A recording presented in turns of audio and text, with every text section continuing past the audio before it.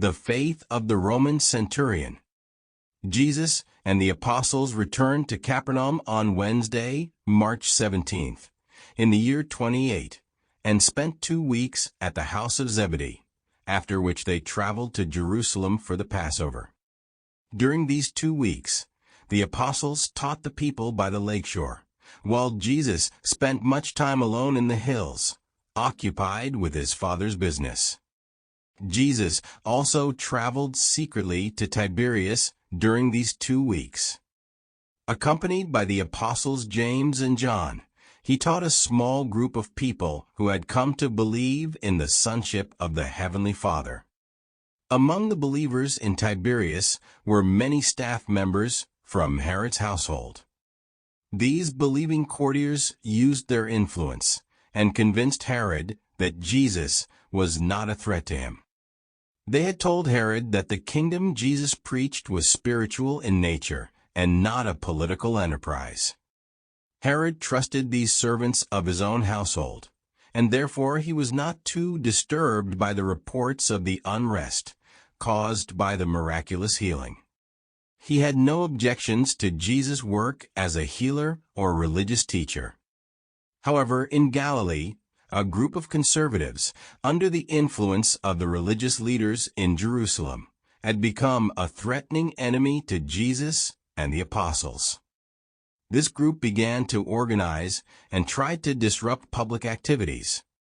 The religious leaders in Jerusalem posed the greatest danger to Jesus, not Herod. This was the reason Jesus and the apostles spent much of their time in Galilee. It was simply safer there than in Judea. The day before they were to leave for Jerusalem for the Passover, a Roman officer, who was a centurion over 100 soldiers from the Roman garrison in Capernaum, went to the elders of the synagogue and said, "One of my most faithful soldiers is sick, and I fear he will die. Would you go to Jesus for me and ask him to heal my servant?" This Roman officer asked an elder, because he thought that these Jewish elders would have influence with Jesus. The elders went to Jesus and said, "Teacher, we earnestly request that you come to Capernaum. A beloved servant of the Roman centurion is gravely ill. This centurion is worthy of your attention because he loves our people.